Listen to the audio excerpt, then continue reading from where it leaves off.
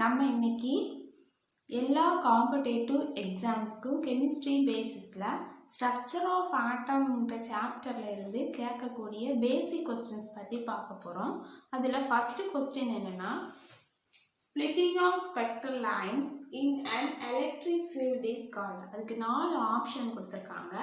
என்னென்ன ஆப்ஷன் கொடுத்துருக்காங்கன்னா, Zeeman effect, Stark effect, Compton effect and shielding effect.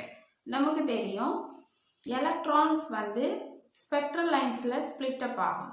அப்போ இந்த லைன்ஸ் வந்து எலக்ட்ரிக் ஃபீல்டுலையும் மேக்னெட்டிக் ஃபீல்டு பேசிஸ்லையும் ஸ்பிளிட் அப் ஆகும். எலக்ட்ரிக் ஃபீல்டில் இந்த லைன்ஸ் ஸ்பிளிட் அப் ஆகக்கூடியதோட பேர் வந்து என்னன்னா Stark effect. Spectral lines magnetic ஃபீல்டில் ஸ்பிளிட் அப் ஆகிறதுக்கு பேர் Zeeman effect. So the splitting of spectral lines in an electric field is called Stark effect. Another one effect is magnetic effect, that is the splitting of spectral lines in a magnetic field is called Siemann effect. அப்ப இது ரெண்டையுமே நம்ம குழப்ப கூடாது. இந்த spectral lines electric ஃபீல்ட்ல split அப் ஆகுறத வந்து நம்ம ஸ்டார்க் எஃபெக்ட்னு சொல்லுவோம். அதே ஸ்பெக்ட்ரல் லைன்ஸ் வந்து மேக்னெட்டிக் ஃபீல்ட்ல ஸ்பிளிட் அப் ஆனா Siemann effect. So the answer of this question is Stark effect. So the splitting of spectral lines in an electric field is called Stark effect. So the splitting of spectral lines in a magnetic field is called Siemann effect. Magnetic field போட்டிருந்தனா Siemann effect ன்னு எழுதணும். இங்க electric field கொடுத்திருக்காங்க, அதனால நம்ம Stark effect ன்னு சொல்றோம். Next question is, which of the following pairs of d orbitals will have electron density along the axis? என்ன question கேட்டிருக்காங்கன்னா, d orbital எத்தனை d orbital இருக்கும் அது நமக்கு ஆல்ரெடி தெரியும். d orbital 5 ஆ ஸ்ப்ளிட் அப் ஆகும். dxy, dyz and dzx. then dz square and dx square minus y square. இப்படி 5 வந்து d orbital split up ஆகும். அப்ப அதுல எப்படி இந்த xy இருக்கும், இது வந்து x axis, இது y axis. அப்ப இந்த dxy எப்படி இருக்கும், இந்த x axisக்கும் y axisக்கும் இடையில இருக்கும், இந்த மாதிரி இருக்கும். அதே மாதிரி இந்த dyz எப்படி இருக்கும், இதை நம்ம y ஆர்பிட்டல் என்னும், இதை இப்ப z ஆர்பிட்டல் அப்படின்னு எடுத்தோம்னா இதுக்கு இடையில தான் இருக்கும், இந்த மாதிரி இருக்கும், அந்த ஆக்சிஸ்ல இருக்காது. இந்த மாதிரி dzx, இது x, இது z ஆக்சிஸ். அப்ப இது வந்து எப்படி இருக்கும்னா, இது z ல இருக்கும், இந்த மாதிரி இது x ல இருக்கும். இந்த மாதிரி ஃப்ளவர் மாதிரி ஃப்ளவர் லோப் ஷேப்ல வந்து இந்த dxy, dyz and dzx orbitals இருக்கும். இப்போ இந்த dz square and dx square minus y square எப்படி இருக்கும்னா, dz ஸ்கொயர் இது x ஆக்சிஸ், இது y ஆக்சிஸ், இது வந்து z ஆக்சிஸ். இந்த dz ஸ்கொயர் வந்து எப்படி இருக்கும்னா, இந்த எலாங் ஆக்சிஸ்ல இருக்கும், z ஆக்சிஸ்க்கு மேல இருக்கும். அதே மாதிரி dx square minus y square அது எப்படி இருக்கும், இது x ஆக்சிஸ், இது y ஆக்சிஸ், இது z ஆக்சிஸ். அப்ப dx square minus y square.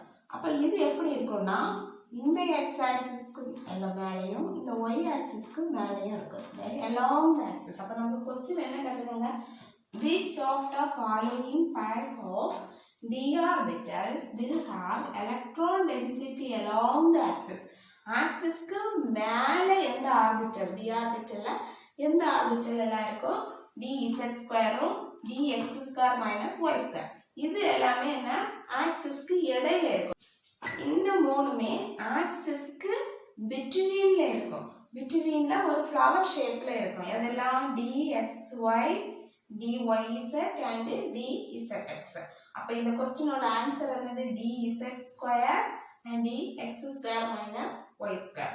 Question என்ன கேட்டிருக்காங்க, which of the following pairs of d orbitals will have electrodensity along the axis answer is dz square and dx square minus y square. The next question. How fast must a 54-gram tennis ball travel in order to have a de Broglie wavelength that is equal to that of a photon of green light 5400 angstrom? A question. ஒரு 54 gram mass உள்ள ஒரு tennis ball வந்து travel பண்ணுது. எவ்வளவு ஃபாஸ்ட்ல அந்த பால் வந்து travel பண்ணும்? de Broglie wavelength is equal to that of a photon of green light. ஒரு photon of green light அதோட wavelength value 5400 ஆங்ஸ்ட்ராம் கொடுத்திருக்காங்க. இப்போ நமக்கு தெரியும் de Broglie equation என்னது? de Broglie equation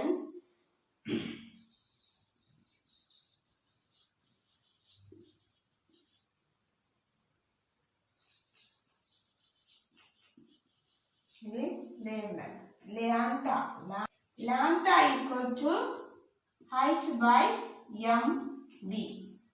how fast ங்கிறதுல ஒரு க்ளூ இருக்கு. அது எதை கால்குலேட் பண்ண சொல்லுவாங்க? velocity. அப்ப இந்த v ங்கறத லெஃப்ட் ஹேண்ட் சைடுல எடுக்கிறோம். so h by m lambda. m ங்கிறது என்ன? mass of the tennis ball. mass of the tennis ball எவ்வளவு கொடுத்திருக்காங்க? m equal to 54 கிராம் கொடுத்திருக்காங்க. இத நம்ம கிலோகிராமுக்கு கன்வர்ட் பண்ணனும். அதுக்கு என்ன பண்ணனும்? 54 dividing by 1000 that is equal to 5.4 into 10 power minus 2 kilogram. நமக்கு wavelength கொடுத்திருக்காங்க. lambda equal to 5400 angstrom. angstromனா மீட்டர்ல அது என்ன சொல்லுவோம்? 10 power minus 10 மீட்டர். இப்போ 5400 into 10 power minus 10 மீட்டர். நெக்ஸ்ட் h ங்கிறது என்னது? Planck's constant. அந்த Planck's constantக்கு ஒரு காமன் வேல்யூ இருக்கு. h equal to 6.626 into 10 power minus 34. எல்லாமே கொடுத்திருக்காங்க. velocity கண்டுபிடிக்கணும். அப்ப v equal to என்ன சொல்லுவோம்? v equal to இந்த equationல நம்ம எல்லா வேல்யூவையும் சப்ஸ்டிட்யூட் பண்ணனும். 6.626 into 10 power minus 34 dividing by mass வந்து எவ்வளவு? 5.4 into 10 power minus 2 kilogram into lambda value 5400 into 10 power minus 10 meter.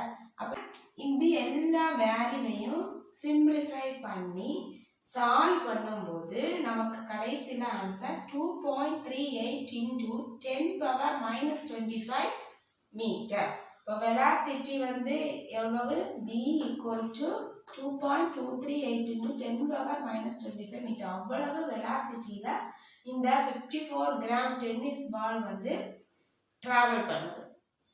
Next question, one simple question என்னன்னா, give the electronic configuration of Mn2 plus and Cr3 plus. இந்த question கூட previous yearல கேட்ட question தான். அப்ப இதுக்கு எப்படி நம்ம சால்வ் பண்ணனும்? மாங்கனீஸோட அட்டாமிக் நம்பர் என்னது? 25. ஆனா நமக்கு என்ன கொடுத்திருக்காங்க? Mn2 plus. அப்போ Mn2 plusனா இதுல என்ன இருக்கு? ரெண்டு எலக்ட்ரான் லாஸ் ஆயிருக்கு. அப்ப ரெண்டு electron லாஸ்னா 25 minus 2 that is equal to 23. அப்ப இந்த 23 க்கு எலக்ட்ரானிக் கான்ஃபிகரேஷன் எழுதணும். எலக்ட்ரானிக் கான்ஃபிகரேஷன் எப்படி எழுதணும்? 1s2 2s2 2p6 3s2 3p6 3d. இப்போ 2 plus 2 2 plus 2 4 6 வந்து அடுத்தது 10 12 18 வந்திருக்கு. அப்ப இனி எத்தனை வேணும்? 5 எலக்ட்ரான் கூட வேணும். so 3d 5. இது வந்து half filled இருக்கு. so the electronic configuration of Mn2 plus is ES னா electronic state னு சொல்லுவோம். EC அப்படின்னா electronic configuration. So electronic configuration of Mn2 plus is 1s2, 2s2, 2p6, 3s2, 3p6, 3d5. Then chromium 3 plus. Cr 3 plus. Chromium atomic number என்னது 24. Chromium atomic number 24.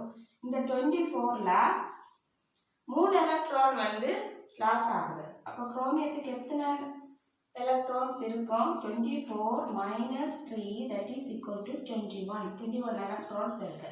இங்க 23 electrons இருக்கு. இப்போ இதுக்கு நம்ம electronic configuration போடணும். Electronic configuration of Cr3 plus is 1s2, 2s2, 2p6, 3s2 எவ்வளவு ஆயிருக்கு 2 plus 2 4 6 10 12 ஆயிருக்கு.